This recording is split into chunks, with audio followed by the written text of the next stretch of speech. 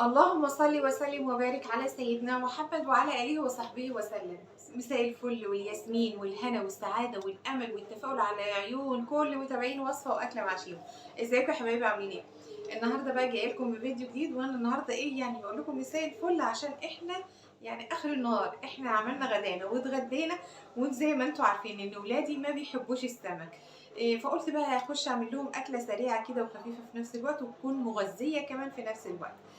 هعمل لهم ايه؟ او ما كانوا طالبين مني حواوشي، فرحت عند الجزار ما لقيتش عنده لحمه بناتي، لقيت اللي عنده لحمه عجالي، فجبت بقى من هناك من عنده كبده عجالي. فهعمل لهم بقى سندوتشات كبده كده، هم بيحبوا الكبده عامه، هم بيحبوا الحاجات اللي هي الخفيفه كده، سندوتشات اهم حاجه. ايه هخش كده على المطبخ. وتعالوا نشوف هنعمل وصفه الكبده بتاعتنا ازاي. وهنروق برضو المطبخ وهغسل البوتاجاز، انا شايله عيون البوتاجاز اهوت، حطاها هنا في الحوض عشان اغسلها، وشايله الشبك كمان بتاع البوتاجاز. هغسله بقى غسله حلوه كده بعد الغدا. وكمان كنت عامله بسبوسه هشيلها بقى احفظها في علبه كده. ده اللي فاضل منها اهوت. شوفوا يعني بصراحه عامل لي سلالم في الصاج. شوفوا منظر يعني بصراحه اظن كلكم كده، يعني مش انا لوحدي، ولادي بيعملوا عمايل ما اقولكوش. فانا هعبي بقى البسبوسه بتاعتي في علبه، وهاخد الحاجات دي اغسلها وهنضف المطبخ كده معاكم، ونعمل كمان الكبده. فما تنسوش بقى تحطوا اللايك، ولو بتشوفيني اول مره يا ريت بقى تعملي اشتراك للقناه وتفعلي زر الجرس عشان يوصلك كل فيديوهاتي. ويلا بينا نبدا الفيديو بتاعنا. ويلا بينا نشمر ايدينا ونقول بسم الله. اول حاجه كده قلت بقى اظبط الرخامه كده، اي حاجه على الرخام، واظبط بقى المطبخ كده في الاول، واحط بقى كل حاجه مش نظيفه بقى في الحوض. احب انضف كده المطبخ الاول، وبعدين بقى اسيب الحوض بقى اشطبه اخر حاجه. المهم بقى ايه، جبت هنا بقى علبه كده، وجبت كمان كيس من اللي هو اكياس حفظ الطعام او الكياس بتاعه اللبن. وجبته كده فتحته، وحطيته زي فاصل كده بين البسبوسة وبعضها عشان ما تتهريش. اما احطها في العلبة كده ما تتهريش، ما يبقاش كلها محطوطة على بعضها كده وتتهري مني وتبوظ او يعني تبوظ بعضها يعني. المهم بقى قطعتها تقطيعة حلوة كده، يعني قطع صغيرة حلوة كده، بحيث بقى لو حد جالي ولا كده ولا الولاد طلبوا منها اطلع لهم في الطبق واحط لهم، يبقى شكلها حلو كده. تمام كده يا حلوين، تمام. هنغطي بقى العلبة بتاعتنا واشيل الحاجات دي احطها في الحوض. نشيل العلبة بقى ونعينها بقى بعيد كده عن الرخامة. قلت بقى اجيب الكبدة بتاعتي الاول، اقطعها كده واديها تتبيلة، احط لها تتبيلة حلوة احطها في التلاجة على ما اخلص المطبخ واشطبه، تكون هي اتبلت شوية في التتبيلة او شربت من التتبيلة اللي انا هعملها لها، ويبقى طعمها حلو. هقطعها شرايح زي ما انتوا شايفين كده، تحسوا ان الكبدة لونها فاتح شوية لان دي كبدة عجالي، وفي نفس الوقت صبحة على فكرة. يعني انا كنت حاسة ان هي بتنزل دم كده، فكل شوية اجيب مناديل وانشف البلانشة بتاعتي، لان ده طبعا ممكن اخد عليه مخالفة من اليوتيوب. اي دم او شكل دم ممنوع، اي دم يطلع على على الشاشة يعني بتاعت اليوتيوب. كده بتأذي القناة بتاعتي، وكده ممكن اخد عليها مخالفة. فكل شوية افصل وامسح البلانشة بتاعتي، لان الكبدة بتاعتي صبحة، يعني زي ما بيقول عامل لمبي كده لسه جاية من بطن الحيوان. المهم يا جماعة ايه، هقطعها كده شرايح يعني رقيقة كده. وعامة يعني الكبدة ما بتاخدش سوا كتير، ما بتاخدش وقت كتير في السوا، يعني ربع ساعة تلت ساعة بكتير قوي وتدفي عليها كمان. المهم بقى اقطعها شرايح زي ما انتوا شايفين كده. حاول ان انا اقطعها شرايح كلها متناسقه مع بعضها، يعني ما تبقاش حته اكبر من حته، يعني ما بقاش يعني اقطع مكعبات مثلا واقطع شويه شرايح، لا خليها كلها شرايح. المهم خلصت الكميه بتاعتي كده وقطعتها. عندي هنا بصلتين، هحطهم بصلتين صغيرين او بصلايه كبيره، هحطهم كده في الكبه، وهحط حوالي يعني 5 فصوص توم كبار كده. وهحط كمان عصير ليمونه. وهحط معلقة صغيرة من الفلفل الأسود، معلقة صغيرة من السبع بهارات، ونص معلقة صغيرة كمون. أهم حاجة الكمون على فكرة بيدي طعم حلو قوي للكبدة، وبيشيل أي زفرة منها. واديهم بقى ايه ضربة كده حلوة قوي في الهاند بلندر زي ما انتوا شايفين كده. لازم ايه تكون ناعمة، عاوزة البصلة والثوم ينضربوا كويس قوي، وبعدين اقلبهم كويس قوي كده مع الكبده، واحطهم في التلاجة بقى ايه يشربوا من التتبيله الحلوه دي. ما حطيتش خل، الخل مش هحطه دلوقتي، هقول لكم بعدين الخل بيتحط امتى، بس اصبروا كده، اصبروا شويه كده. المهم ايه، قلت بقى ايه اخلص كده، ادعك كده البوتاجاز دعكه حلوه، وادعك الرخام بتاعي بحيث ما يبقاش بقى غير الحوض. اشطبه ويبقى كده تمام، واطلع الكبده بتاعتي وايه اسويها على ما الولاد يجي من الدروس.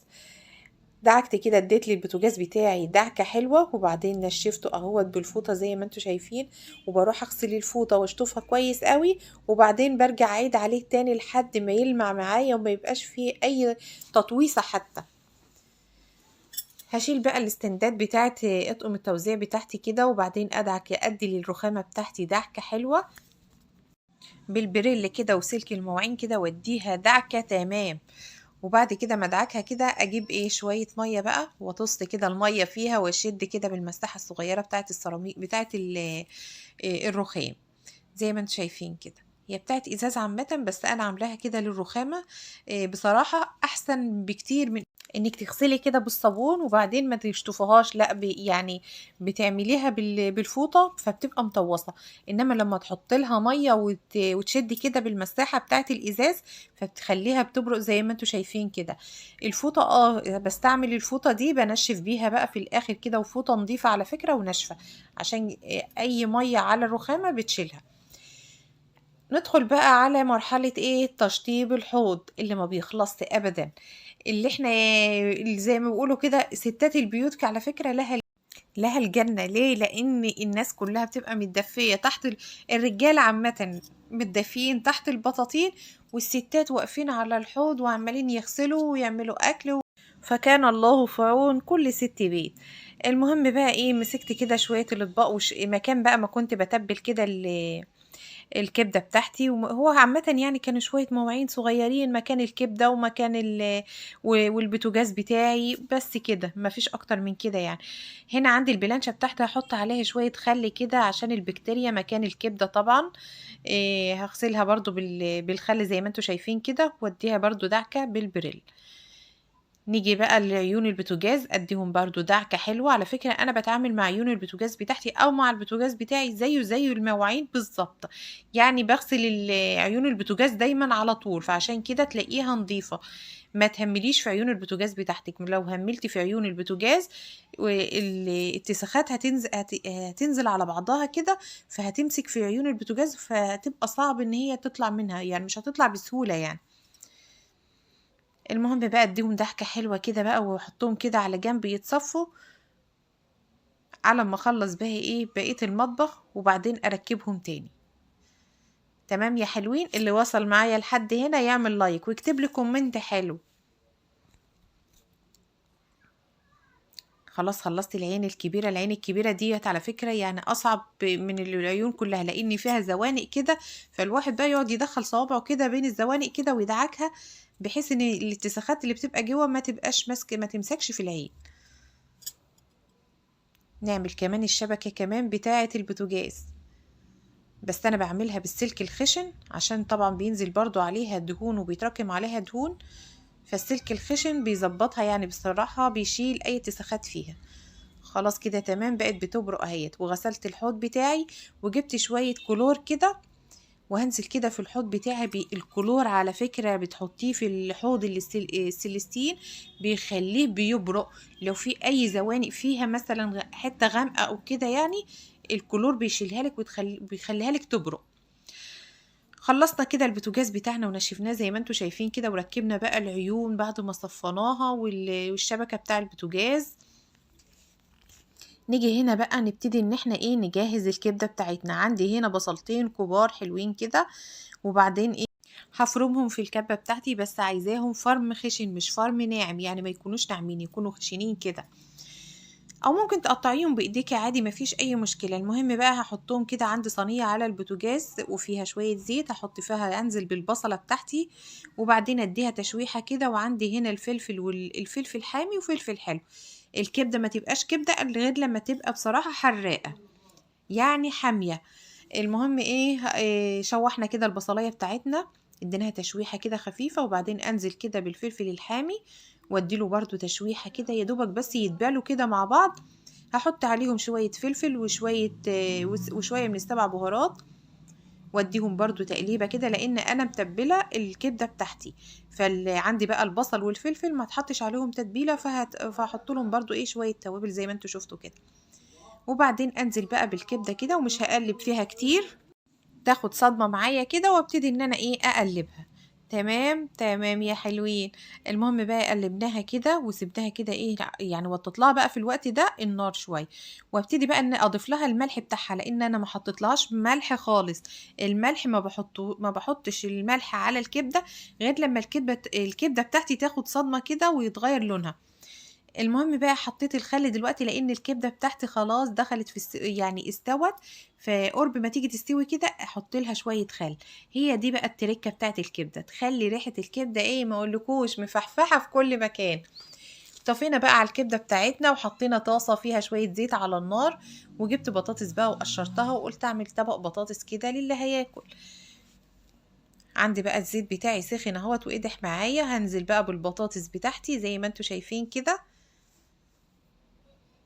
وكده تمام، وخلاص خلصنا الاكل بتاعنا، والبطاطس بتاعتنا اهي طلعت من الزيت. وعملت سندوتشات للاستاذ اللي جه، كان اللي بيجي من الولاد كنت بعمل له سندوتشاته. شوفوا بقى السندوتشات، وشوفوا الكبده حاجه كده تحفه. هما الولاد عامه يحبوا كده اكل سندوتشات كده، حاجات خفيفه خفيفه كده. حطينا طحينه كاتشب مايونيز، وعملت لهم كمان عصير فراوله، اللي ياكل السندوتشات بتاعته مع كوبايه العصير بتاعته. خلاص بقى خلصنا الفيديو بتاعنا. البطاطس المقليه طلعت من النار اهيت، والكبده بتاعتنا خلاص تمام. ما اقولكوش بقى على ريحتها وحلاوتها وجمالها، مفيش لا احلى ولا اجمل من كده. تحفه تحفه تحفه. والسندوتشات اهي، كان بقى اللي بيجي من الولاد كنت بعمل له السندوتشات بتاعته وكوبايه العصير، وياخد بقى زي ما هو عايز، مايونيز كاتشب طحينه، زي ما هو عايز بقى، او زي ما هو حابب يحط في السندوتش بتاعه. وبكده يكون بقى الفيديو بتاعنا خلص النهارده. فما تنسوش بقى تعملوا شير ولايك وسبسكرايب عشان يوصلكم كل فيديوهاتنا. باي باي.